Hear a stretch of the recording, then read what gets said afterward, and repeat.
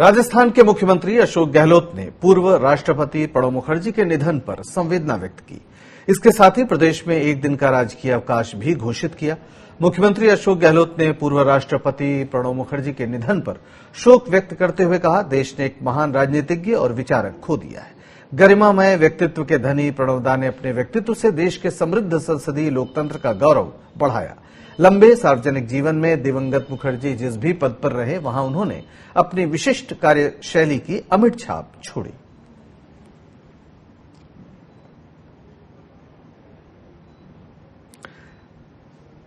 राजस्थान सरकार की तरफ से प्रणब मुखर्जी के निधन पर 7 दिन राजकीय शोक मनाया जाएगा, जिसके चलते सभी राजकीय कार्यक्रम रद्द रहेंगे।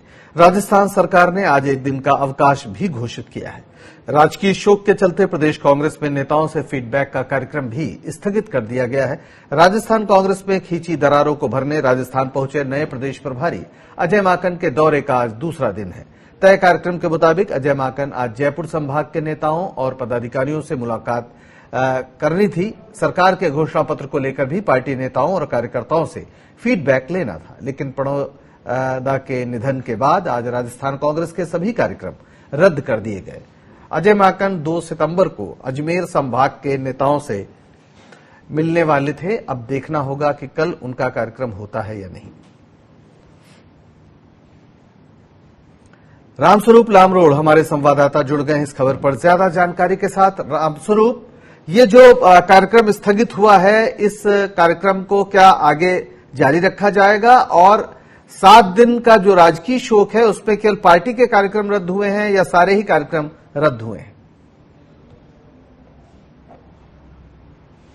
नहीं, सभी तरह के जो कार्यक्रम हैं वो रद्द कर दिए गए हैं और जिस तरह से आज जयपुर संभाग के नेताओं से फीडबैक संवाद करना था वो, और कल अजमेर संभाग के जो नेता है उनसे फीडबैक करना था, वो सब कैंसिल स्थगित कर दिया गया है। और आज दोपहर 12 बजे अजय माकन जी दिल्ली लौट गए हैं और अब जो प्रोग्राम है संवाद का वो आगामी 8 और 9 सितंबर को जारी रहेगा। यानी कि 8 सितंबर को वापस लौटेंगे, अजय माकन जयपुर आएंगे और उस दिन प्रदेश कांग्रेस कार्यालय में जयपुर संभाग के जितने भी नेता हैं उनसे वो संवाद कार्यक्रम जारी रखेंगे और उसके बाद 9 सितंबर को अजमेर संभाग के नेताओं से मिलेंगे और उनसे फीडबैक लेंगे। जिस तरह से प्रणबदा का निधन हुआ है तो उस लिहाज से तमाम जो प्रोग्राम्स हैं वो रद्द कर दिए गए हैं। उसी लिहाज से ये जो फीडबैक संवाद का जो कार्यक्रम था प्रदेश कांग्रेस की तरफ से, तो उसको भी स्थगित किया है। ये अब 7 दिन स्थगित रहेगा और अब अगला जो प्रोग्राम है वो 8 और 9 सितंबर को प्रदेश में होंगे। जी, बहुत शुक्रिया इस सारी जानकारी के लिए।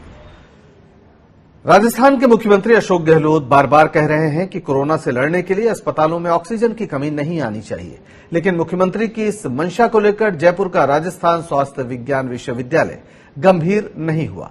यहां ऑक्सीजन लाइन बिछाने के लिए 1 करोड़ 31 लाख का बजट आवंटित किया गया था, लेकिन इस बजट का 3 महीने तक कोई उपयोग नहीं किया गया। इस बजट को अब एसएमएस मेडिकल कॉलेज को दिया गया है। कॉलेज प्रशासन सोमवार से अस्पताल में कोरोना मरीजों के लिए ऑक्सीजन लाइन बिछाने का काम शुरू करेगा।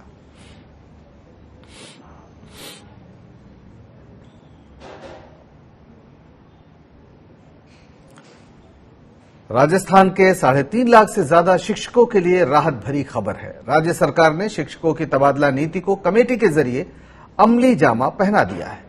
शिक्षा मंत्री गोविंद सिंह डोटासरा जल्द मुख्यमंत्री अशोक गहलोत को तबादला नीति का खाका सौंपेंगे। कैबिनेट की मंजूरी के बाद ये लागू हो जाएगी। सरकार का दावा है कि तबादला नीति मंजूर होने से शिक्षकों के तबादले पूरी तरह पारदर्शी हो सकेंगे। इसी साल 3 जनवरी को सरकार की ओर से तबादला नीति के लिए रिटायर्ड आईएएस ओंकार सिंह की अध्यक्षता में कमेटी गठित की गई थी। इस कमेटी ने कई राज्यों की नीतियों का अध्ययन कर सरकार को रिपोर्ट दी है। कमेटी को मई जून तक रिपोर्ट देनी थी, लेकिन कोरोना काल में देरी हो गई।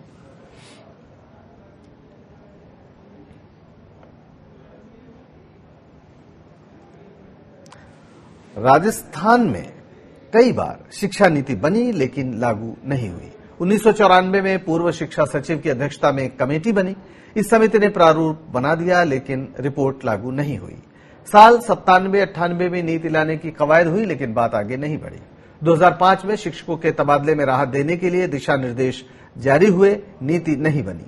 2015 से 2018 के बीच तबादलों के लिए मंत्रिमंडलीय समिति के साथ कमेटी बनाई, लेकिन प्रारूप लागू नहीं हो सका।